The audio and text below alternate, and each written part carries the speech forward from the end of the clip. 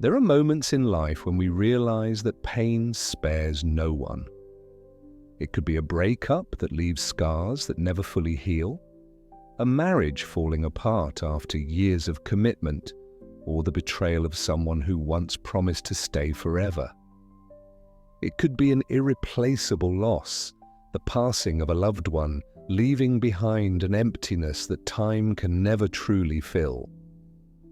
But pain doesn't always come from love alone. Sometimes it's the helplessness of watching a cherished home swept away by a storm, or the despair of seeing a door close, losing a job, losing direction, losing faith in tomorrow. Some have waited in eager anticipation for a new life to begin, only to be met with an unexplainable emptiness. Others may not have experienced these hardships firsthand, but they've watched parents, siblings, or friends battle mental illness, dementia, or an invisible pain that no one else truly understands. If life is a test, then it is never a fair one. But there is one undeniable truth. As long as we are alive at some point in some way, we are, or we will walk through these difficult days. Ethan understood this better than anyone. He once believed he was strong, that he could overcome anything. A decade ago, he stepped into the University of Pennsylvania, fueled by a passion for psychology and mental resilience. It was an extraordinary time, as professors there were involved in an ambitious project, training 1.1 million US soldiers, not just to build physical strength, but to develop the mental toughness needed to face the horrors of war. The most skeptical were the drill sergeants returning from Afghanistan. They didn't believe in textbook theories or care for polished lectures. They wanted real, practical tools, things that could save a person staring death in the face, things that could help someone stand back up after losing their closest friend in combat. For Ethan, it was a challenge, but also the greatest source of inspiration in his life. After completing his studies in the US, Ethan returned to Christchurch to begin his research journey. But just as his plans were taking shape, an unforeseen disaster struck, a devastating earthquake that leveled the city in minutes. Everything changed. The numbers in his research no longer seemed to matter. Theories felt distant when he stood among the ruins, witnessing people who had just lost everything. Instead of analyzing data from an office, Ethan threw himself into helping the community, doing whatever he could to help those around him rise from the nightmare. Ethan thought he understood resilience. He had worked with organizations ranging from government agencies to construction firms and community groups, teaching them how to think and act in ways that strengthened their ability to recover. He believed that everything he had studied would help him stay strong in the face of adversity. But he was wrong.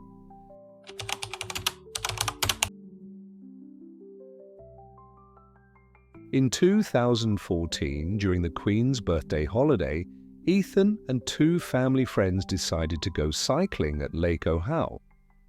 At the last minute, his 12-year-old daughter, Olivia, excitedly hopped on her bike to join her best friend, Ella, and Ella's mother, Sally, one of Ethan's closest friends. As they rode down Thompson Track, a car ran a stop sign and crashed into them. All three were killed instantly. In a single moment, Ethan found himself on the other side of the equation. He had once been an expert in resilience. Now he was a grieving father, waking up each morning not knowing who he was anymore, struggling to comprehend an unthinkable reality. His world shattered into pieces. Suddenly, on the receiving end of professional advice, Ethan realized he didn't like what he was hearing. In the days following Olivia's death, he and his wife were informed that they were at high risk of family breakdown likely to divorce, and prone to mental illness. He remembered thinking, "Oh, great, thanks for that." As if things weren't bad enough, pamphlets arrived outlining the 5 stages of grief: anger, bargaining, denial, depression, acceptance. Victim support groups visited their home, explaining that the process could take 5 years. Ethan knew these resources were well-intentioned, but they made him feel powerless in the face of what lay ahead. Instead of offering hope, they made the weight of his grief feel even heavier, as if he had no choice but to wait for time to pass. He didn't need anyone to tell him how devastating life had become. He knew that better than anyone. What he needed was a way forward, a path out of the darkness, a way to keep going even while knowing the pain would never fully disappear. Ethan refused to be a passive participant in his own grief. Ignoring the advice he was given, he decided to conduct his own experiment. He had the knowledge, he had the tools. Now it was time to see if everything he had studied could help him survive this himself. But at that moment, he wasn't sure if it would work. The loss of a child was unlike any other pain, and no research could have prepared him for it. 5 years later, Ethan had found a way to stand again, not by forgetting or erasing the pain, but by learning how to live alongside it. He discovered strategies that helped him stay grounded, ways of thinking and acting that allowed people to move forward, even when the weight of loss felt unbearable. Some strategies help people stay grounded, ways of thinking and acting that allow them to keep moving forward even when life feels unbearable.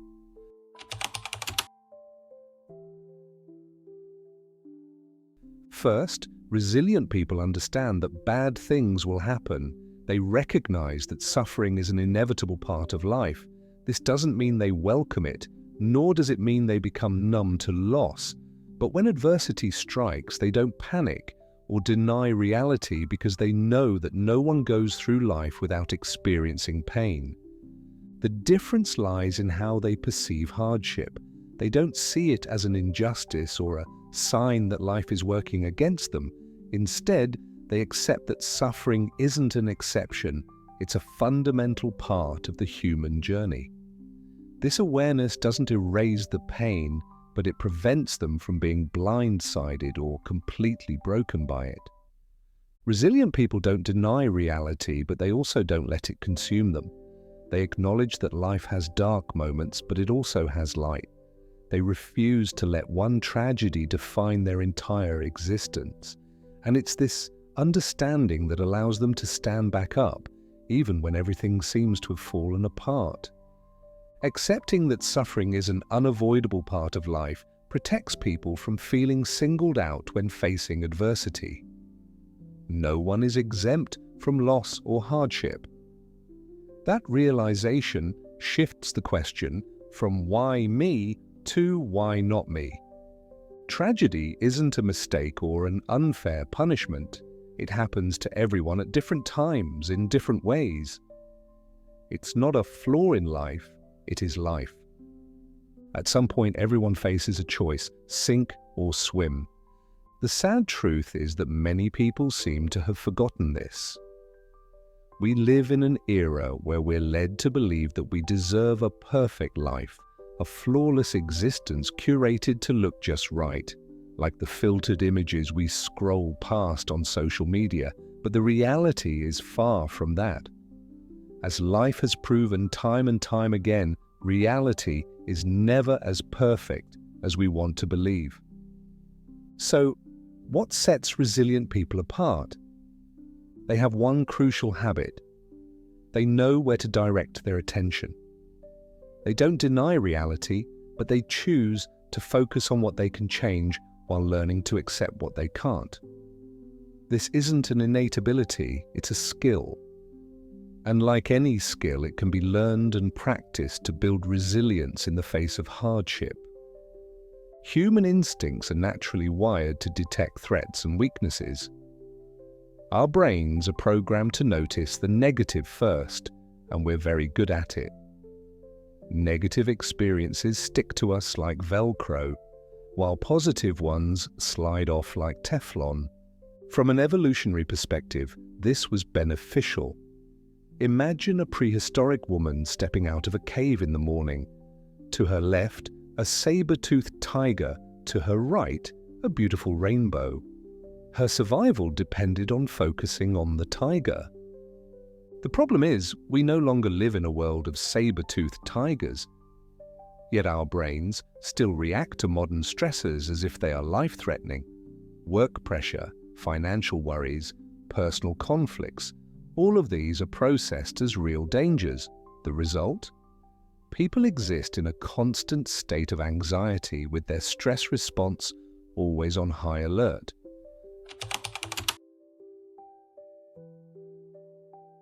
Resilient people don't ignore the negative, but they know how to shift their focus toward what's still good.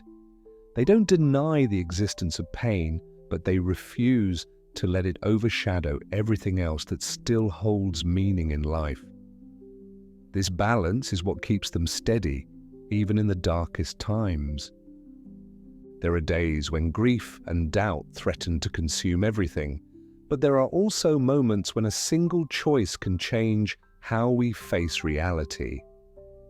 Instead of sinking into loss, we can choose to live, choose to move forward, choose to appreciate what remains, rather than only mourning what's gone. In psychology, this is called benefit finding, the ability to find light, even in the darkest circumstances. It doesn't mean denying pain, it means learning to recognize what's still worth being grateful for. Some losses come suddenly, but sometimes that suddenness spares us from prolonged suffering. At least we don't have to watch a loved one slowly fade away to illness. At least the final moments weren't drawn-out days of pain, and even amid heartbreak, goodness still exists. The arms of friends and family, the people who step up to share the weight, to hold us steady. Most importantly, there are still those who remain, those who need love, those who deserve to have a life that feels whole, even in a world that no longer does. Science has proven that the ability to redirect attention toward what's good is a powerful tool for overcoming adversity. A 2005 study by Marty Seligman and his colleagues demonstrated this. Participants were asked to write down 3 good things that happened to them each day. After 6 months, those who practiced this simple habit reported higher levels of gratitude, greater happiness, and lower rates of depression. But when grief takes hold, people often need a reminder that there is still something worth holding on to. Sometimes it's as simple as a note on the wall, a small poster that serves as a nudge to not just see the loss, but also recognize what remains. In the US Army, there's a phrase for this: hunt the good stuff. It's a way of actively seeking out what's still valuable, even in situations where hope seems impossible. Find a phrase that works for you. Whatever words you choose, be intentional, be aware, and most of all, keep listening for the good that still exists in the world around you.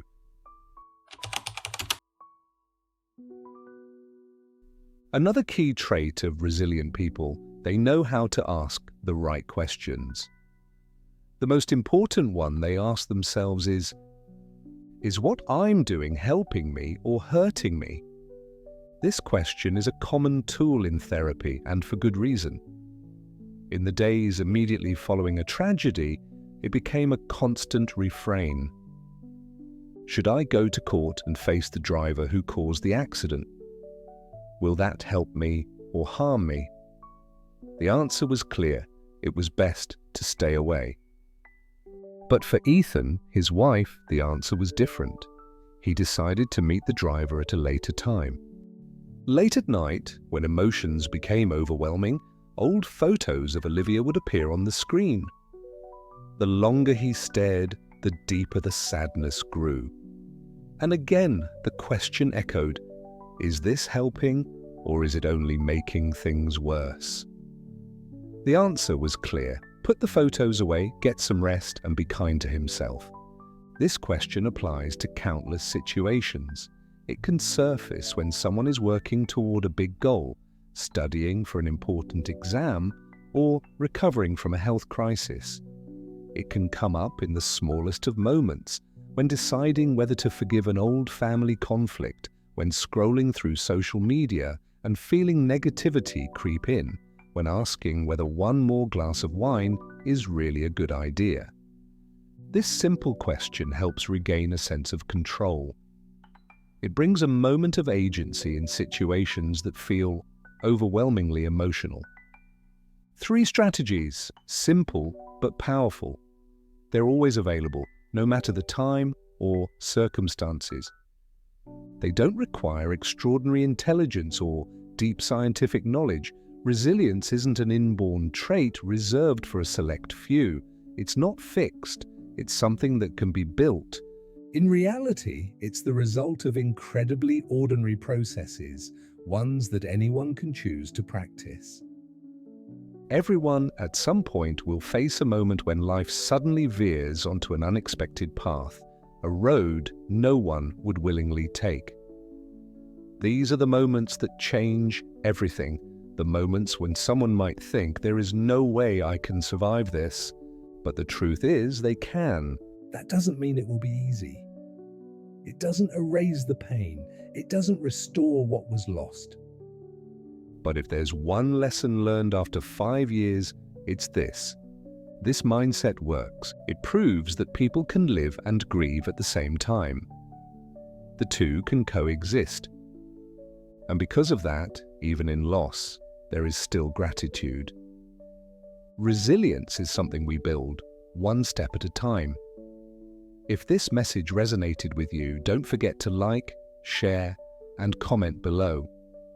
Tell us your story. What keeps you moving forward? Let's inspire and support each other.